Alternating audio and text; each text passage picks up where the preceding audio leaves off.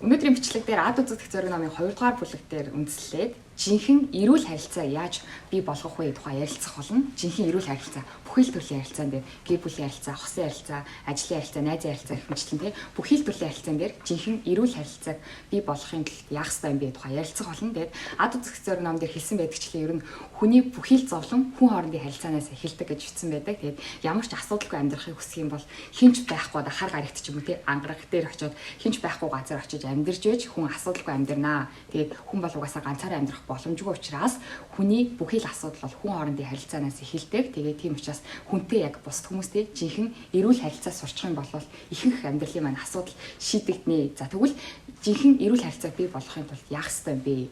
Ад үзэгдэх зориг номон дээр юу зүйлсэн байдаг вэ тухай ярилцъя.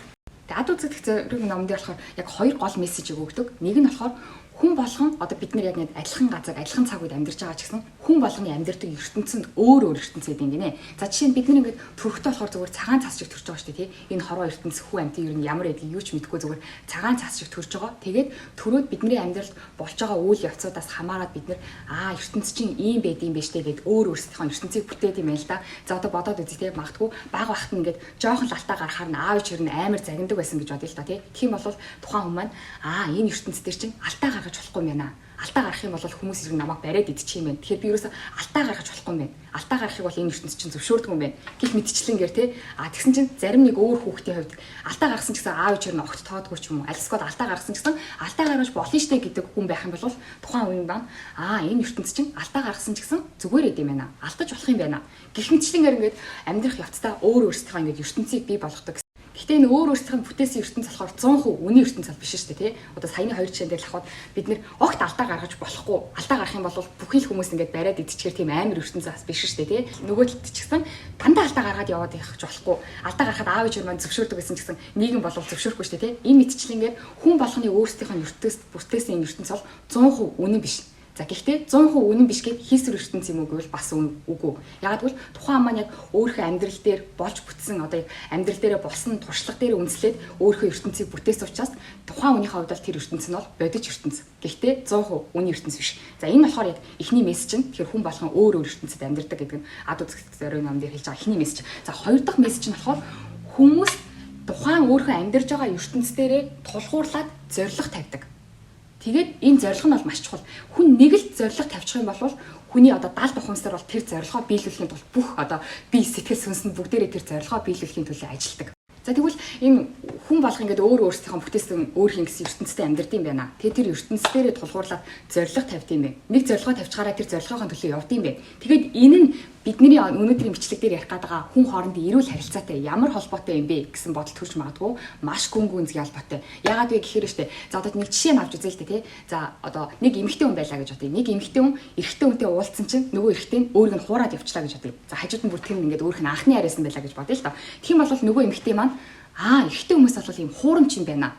Эрэгтэй хүмүүс бол хүнийг хуурд юм байна гэсэн ингээд ертөнцийг үзэлтэй очлоо шүү дээ тий. Тэгвэл энэ эмэгтэй хүн ямар зорилго тавих вэ? Энэ эмэгтэй хувьд энэ эмэгтэй ертөнц нь эрэгтэй хүмүүс бол хүнийг хуурдаг гэсэн ертөнцтэй. Тэгвэл энэ эмэгтэй зорилго нь юу болох вэ? Мэдээж өөрийгөө хууруулах байх нь энэ эмэгтэй зорилго шүү дээ тий. Эрэгтэй хүмүүс бол маш хуурамч хүмүүстэй. Тийм учраас би өөрийгөө хууруулж болохгүй. Би өөрийгөө хамгаалах хэрэгтэй гэсэн ийм зорилготой болно шүү дээ тий. Автоматар өөрөө ямар ертөнцийг үзэгдэлтэй тэрэн дээр нь автоматар зорилго нь гарч ирнэ. За тэгвэл нөгөө эмэгтэй маань ингээд эрэгтэй хүмүүс бол хуурамч. За би эрэгтэй хүнд бол ерөөсө хууртаж болохгүй гэсэн юм зорилготой очлоо. За тэгээд ийм зорилготой дээрээ өөр хүнтэй уулзлаа гэж бодъё. Өөр эрэгтэй хүнтэй. Гэтэ энэ эрэгтэй хүн болохоор ерөөсө хүнийг хуурдаггүй бүр амар үнэн ч яг эв ирүүл одоо сэтгэл зүйд эв ирүүл юм хүнтэй уулзлаа гэж бодъё л доо.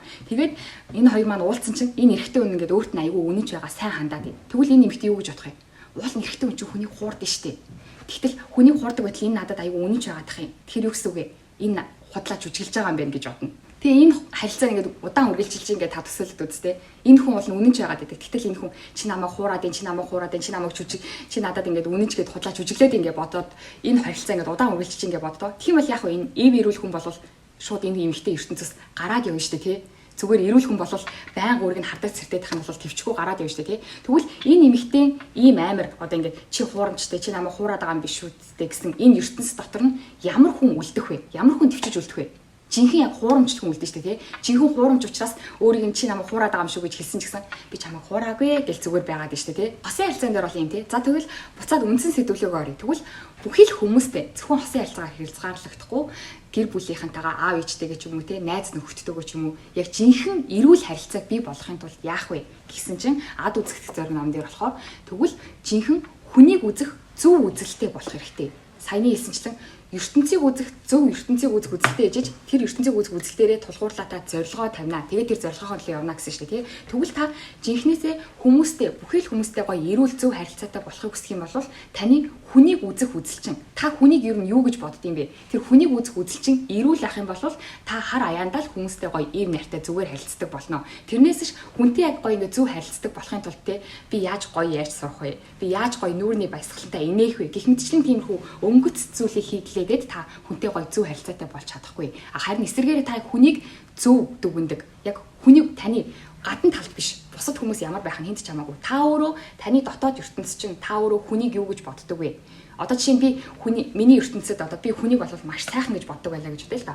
Хүмүүс бол би хүмүүс тайртай, хүмүүс ч гэсэн надад тайртай, хүмүүс би биндээ ингэ тусалдаг гэжсэн ийм би хүнийг үзэх үзэлтэй байлаа гэж бодъё. Тэгэх юм бол хүмүүстэй би зүгээр л эрүүл харилцсан шүү дээ, тий. Хин нэг над руу муухай ааш гаргасан ч гэсэн би тэр хүн өнөөдөр асуудалтай байгаа юм байх та. Яасан болоо тий гэж бодно шүү дээ. Харин эсвэргээрээ би хүмүүс бол одоо онцгүй, хүмүүс бол новш, хүмүүс бол намайг одоо ашиглах гэж надтай харьцдаг гэж боддог ийм хүнийг үзэх үзэл маань тийм байлаа гэж бодъё. Тийм бол би хичнээн мянга хүмүүстэй ярихтаа гоё инээж ярьсан ч гэсэн хүмүүстэй ярихтаа одоо би нөгөө хүний худлаа гэж хүндэлсэн ч гэсэн цаад ингээд миний ертөнцийг үзэх үзэл хүмүүс бол намайг ашиглах гэж байгаа гэсэн ертөнцийг үзэх үзэлтэй хам бол хин нэг над руу инээгээд ирэх юм бол энэ надаас нэг юм миний нэг юм авах гал над руу ингэж инээж харьцаж байна да гэж бодно шүү дээ. Тэгэх юм бол эрүүл харилцаа үүсэхгүй түрүүний одоо жишээн дээр хэлсэнчлэн тий одоо эрэгтэй хүн бол хуурамч гэж ботчих юм бол жинхэнэ үнэн ч хөөрт нэрх юм бол энэ худлааж үжиглэж юм да гэд.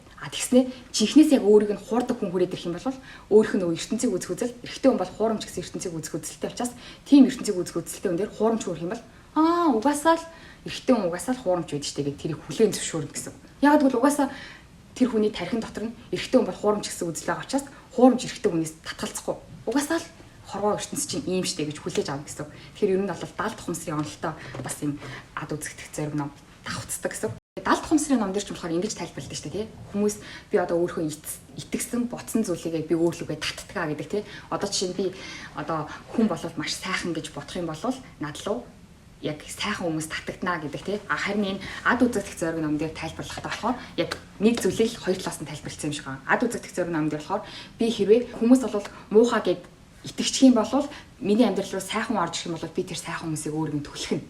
Тэгэхээр 70 тухамсрын номд болохоор би өөртөө итгэсэн зүйлээ өөрлөгөө татдаг гэдэг. Харин ад үзэгдэх зориг номд болохоор би итгэчихсэн байгаа зүйлээсээ өөр зүйл орж ирэх юм бол тэр зүйлийг би түлхдэг. Тэгэхээр ер нь бол нийлүүлээд хэлэх юм бол угаасаа л хоёулаа яг нэг зүйлийн тухай яриад байна шүү дээ. Би угаасаа итгэдэг зүйлийг өөрлөгөө татдаг, итгэхгүй байгаа зүйлээ би өөрөөсөө түлхдэг гэсэн нэг зүйлийг хоёр талаас нь тайлбарлчихсан юм байлээ. За сайхан уршлаа. Сайхан уршлаа. Тэгэхээр одоо тэгвэл яг яа гэдэг юм бэ? Яах ёстой юм бэ гэсэн чинь ад үзэх зориг номд болохоор жинхэнэ яг хүнтэй эрүүл харилцаатай болохын тулд хүнийг үзэх хоёр тийм одоо эрүүл үзэлтэй болох хэрэгтэй гинэ. За энэ хоёр үзлийнх нь нэг нь болохоор хүн болгон өөр ч гэсэн хүн болгон бүгдээрээ үн цэнтэй. Бид нэр ингээ харахад одоо өндөр нам өргөн бүдүүн хар шар гэх мэтчлэнгээр бүгдээрээ өөр ч гэсэн үн цэнийхээ хувьд бол яг адилхан хүн гэдэг зүйлээрээ үн цэнтэй. Хоёр дахь нь болохоор хүн миний дайсан биш, хүн бол миний найз гэсэн ийм хоёр ертөнцийг үзэх үзэлтэй болох хэрэгтэй гинэ. Тэгэхээр хүн болгон үн цэнтэй, тэгээд дээрэс нь хүмүүс бол миний найз гэсэн ийм яг хүнийг харах ертөнцийг үзэх үзэлтэй болчих юм бол бид нэр одоо тийм хүн хоорондын харилцаанаас шарах авахаа болно. За дээрэс нь өөрийгөө ч гэсэн яг байгаагаар нь хүлээн зөвшөөрдөг болно. Тэгээд хүнтэй уулзахаараа одоо өөрөөсөө илүү мундаг хүнтэй уулзлаа гэд тэр хүнээсээ айгаас сүрдээд ахгүй, өөрөөсөө дорд хүнтэй уулзлаа гэд би илүү гэж тэгэж одоо өнгөрөөд авахгүй юм байна л та. За жишээ авч үзье тий. За жишээ нь хүн болгон яг үн цэнийхээ хувьд адилхан гэсэн үзэлтэй болчлоо. Бид нэр ингээд өндөр нам өргөн бүдүүн байж болно. Гэтэ хүн бол үн цэнтэй гэсэн үзэлтэй болчлоо. Тэгвэл хүн гэсэн юм хүн яг адилхан юм үн цэнтэйгээ бодчих юм бол хүн яах вэ гэсэн чинь өөрийгөө ингээд дорд үзэхэ болчих юм гинэ. Өөрийгөө ихлэ дорд үзэх чинь. Бид нэр ингээд өөрийгөө дорд үздэгийн нэг илэрлэн гэх юм бол хүнтэй уулзахаараа өөрийгөө магтаад идэг гинэ. Өөрийгөө магтаад идэг. Тэгээд тэр өөрийгөө магтаж байгаа нь болохоор өнгөцгөө харах юм бол амар ингээд өөртөө таалагддаг ч юм уу те. Өөрийгөө айгу ингээд магтаж ин гэдэг чинь өөртөө хайртай юм шиг байгаа хэрнээ. Яг тэр цаад сэтгэлийн мухарт нь болохоор өөрийгөө дорд үзчихдэг хүн юм гинэ. Тэгээ өөрийгөө нөгөө би өөрийгөө ингээд онцгүй гэж бодож байгаа учраас хүмүүстэй уулзахаараа би өөрийгөө магтаад идэг. Яагаад тэгэхээр би өөрийгөө яг байгаагаар нь хүлээн зөвшөөрч чадахгүй байгаа учраас миний тийм байгаагаар нь хүлээн зөвшөөрч чадахгүй байгаа төрхийг бусд хүн харж хуудаа гэд өөрийгөө магтаад идэг. Бас одоо энэ өөрийгөө дорд үздэг нэг илэрл нь болохоор өөрийгөө муулж байгаа юм гинэ. Тэгээ өөрийгөө муулна гэдэг чинь болохоор өөрийгөө дорд үзэж байгаа ч гэсэн яг энэ өөрийгөө муулж байгаа хүмүүсийн яг тэр цаад одоо өөрийгөө муулж байгаа шалтгаан нь болохоор өөрийгөө хамгаалах үүднээс өөрийгөө муулдаг гинэ. За өөрийгөө бол муулаад байгаа юм гэж яагаад өөрийгөө хамгаалж байгаа гэж хэлж байгаа вэ гэдгсэн чинь энэ ном дээр болохоор ингэж хэлсэн мэлээ. Жишээ нь энэ ном дээр гарч байгаа залуу өөрийгөө тэгж байгаа байхгүй юу? Би болохоор ингээд маш юм дотгошоогоо ичимхий. Тэгээ ийм би дотгошоогоо ичимхий болохоор ингээд гоё эмэгтэй үнтэй уулзаж чаддггүй, ичимхий учраас би харилцаж чаддггүй гэд тэгсэн чинь энэ ном дээр номын зохиолч нь болохоор чи ингээд өөрийгөө те би одоо дотгошоогоо хүн учраас би гоё эмэгтэй үнтэй уулзах чадахгүй байна гэдэг чинь чи зүгээр л яг гоё эмэгтэй үнтэй уулзаад нөгөө эмэгтэйтэй өөрийгөө танилцуулсан чинь нөгөө эмэгтэй чинь чамайг голох үедээ гэсэн айцаасаа болоод чи хотлоо ингэж шалтгалж байна. Тэг чи өөрийгөө муулж байгаа чинь болохоор нөгөө эмэгтэйд гологдоод чи өөрөө сэтгэлийн шарах авахаасаа айж байгаа учраас л чи өөрийгөө муулж байгаамаа. Тэг яг жинхэнэ өөрийгөө муулж байгаа хүмүүс бол ингэж сэтгэлийн шарах авахаасаа айдаг. Альсгүй бол тийм ингэж амжилтын төлөө явж байгаад нөгөөдхөдөө бүтлгүүцсэн чинь хүмүүс намайг юу гэж бодох юм бэлээ гэж одоо тэр бүтлгүүтлээс айдаг болохоор амжилтын ардаас явдггүй ч юм уу. Хүн хоорондын харилцаан дээр бол тэр хүмүүсээс би шарах авчнаа гэж айдаг. Тэгээд тэр шарах авахгүй тул хийж байгаа зүйл нь болохоор өөрийгөө муулдаг, шалтгаалдаг. Би одоо жишээ нь дотгошоогоо учраас би гоё эмэгтэй үнтэй харилцаж чаддгүй. За би толгой муутай учраас би амжилтын хойноос явахгүй ч гэдэг юм уу. Ингэж өөрийгөө муулж байгаа нь бол цаад утгаараа бол өөрийгөө хамгаалж байгаа. Тэгээд өөрийгөө хамгаалж байгаа энэ шалтгаан нь болохоор би бусад хүмүүсээс ингэж дорд гэж өөрийгөө үзэж байгаагийн нэг илрэл юм аа гэд тэгсэн мэлээ. Тэгэхээр яг түрүүний хэлсэнчлэн хүн болгон бүгдээрээ яг адилхан үнцэнтэй. Миний үнцэн, таны үнцэн, гурав дахь хүний үнцэн, бид гурийн үнцэн яг адилхан гэж бодчих юм бол өөрийгөө муулах ч юм уу эсвэл би өөрийгөө магтах тийм шаардлагагүй болно. Тийм учраас хүн болгон өөр ч гэсэн үнц нь бол адилхан гэсэн ийм ертөнцийг үзэх үзэлтэй болчих юм бол бид нэр тийм сэтгэл зүйн олон алдаа гарахгүй гэсэн байлээ. Хоёр дахь ертөнцийг хүмүүнийг үзэх үзэл нь болохоор юу гэсэн шүү дээ, тэ? Хүмүүс бол миний найз, миний дайсан биш, найзаа гэсэн үзэлтэй болоо гэсэн, тэ? За тэгвэл та бодоод үзэлтэй, тэ? Таны амьдрэх ертөнцийн хүмүүс чинь бүгдээрээ таны найз. Тэгэх юм бол хэрэв миний найз ах юм бол би ингээд гоё цол чөлөөтэй байна. Тэгээ дээрс нь миний найз одоо ингээд амжилттай ах юм бол би зүгээр алгаад тишээ шүү дээ, тэ? Сайн байна. Харин миний дайсан амжилттай явах юм бол гэд хүн чинь ингээд уурлаа шүү дээ, тэ? Тийм учраас яг бас ингээд хүнтэй яг жинхэнэ эрүүл харилцаатай болохын тулд бусад хүмүүс бол миний найз, дайсан биш, найз гэж бодох хэрэгтэй ингэнэ. За миний хувьд зүгээр хувийн зүгээс болохоор энэ номыг уншаад, за энэ номыг уншихаасаа өмнө ч гэсэн ерөнхийдөө бол хүнийг үзэх үзэл маань болохоор ийм байсан байхгүй юу? Энэ зүгээр миний хувийн үзэл. Гэхдээ хэрэгжүүлж үзэх юм бол бас сонирхолтой учраас хуваалцъя. Миний хувьд болохоор ингээд би дэлхийн бүх хүмүүсийг болохоор нэг ангийн сурагчид гэж боддог. Дүн авдаг шүү дээ, тий? Бүгдээрээ дүн авдаг. Тэгээд бүгдээрээ 100 оноо авдаг. Тэгээд миний хувьд болохоор ингээд бид нар бүгдээрээ ингээд нэг анги дотор байгаа. Гэхдээ манай ангийн хувьд болохоор бид нар бүгдээрээ тусдаа 100 оноо авах боломжтой. Манай ангид. Миний ертөнцийг үзэх үзлийн хувьд бол тий? Бүгдээрээ бид нар багшаасаа 100 оноо авах боломжтой. Манай найз одоо 80 оноо авлаа гэд би 20 оноо аавна гэсэн үг ш. Тэр нэг 100% гэсэн зүйлийг бид нэр хувааж авдаггүй. Миний ертөнцид 100% гэсэн зүйлийг хувааж авдаггүй. Бид нэр бүгдээрээ өөрсдөө 100 оноо авах боломжтой гэж боддог. Тэгэхээр миний ертөнцид бол хин нэгэн найз маань одоо би одоо 50% таа байлаа гэж бодъё л доо. Миний дүн 50. Тэгвэл миний хажуу талын хүн 60 оноотой байлаа. Тэгэх юм бол энэ хүн 60 оноотой учраас миний одоо 10%-ийг авчлаа гэсэн үг огт биш. Энэ хүн 60 оноотой байгаа бол би 50 оноотой юм чинь 60 оноотой болохын тулд би энэ хүнээс яаж 10 оноогоо нэмэх вэ гэдэг талаар энэ хүнээс сурах болно гэсэн үг. Яг тэгвэл би одоо энэ хүн болохоор миний юм булааж аваагүй шүү дээ, тий. За тэгвэл эсвэргээрээ бас би одоо 50 оноотой байлаа. Тэгсэн чинь миний хажуу талын 40 оноотой байлаа. Тэгвэл би яаж 40-оос 50 болох вэ гэдгийг энэ хүнд зааж өглөөгээд миний 10 оноо багасахгүй. Энэ хүн 40 болно уу? 40-оос бүр би 40 болох энэ хүнд 50 болох аргыг зааж өгсөн чинь энэ хүн бүр 60 болчлоо. Тэглээгээд миний оноо багасахгүй. Бид нэ бүгдээрээ юм тусдаа оноотой учраас. Тэгэхээр их оноотой хүнтэй уулзах юм бол би вау, яаж ингэж их болох вэ гэдэг аргыг л асууна. Яагаад гэвэл тэр хүн их оноотой гэдэг нь миний онооноос авцсан гэсэн үг ш. За надаас бага оноотой хүн байлаа гэд би тэр хүнд оноогоо яаж ихсэх аргыг зааж өглөө гэд миний оноо багасахгүй учраас зүгээр харин ч эсэргээрээ би өөртөө тэр хүнд би одоо оноогоо яаж ихсэх аргыг зааж өгөх юм бол миний зааж өгөх арга сайжраад миний оноо бас жоохон нэмэгдэж болно шүү дээ, тий. Энэ мэтчлэнгээр ингээд миний хувьд болохоор ертөнцийг харахтаа бид нэр хүн болох ингээд бүгдээрээ нэг ертөнц, нэг дэлхий дээр нэг анги дотор амьдарч байгаа. Тэгээ бүгдээрээ 100 оноо авахын төлөө л амьдарч байгаа. Гэхдээ хамгийн гол нь бид нэр хүн болгон бүгдээрээ тусдаа 100 оноо авах боломжтой.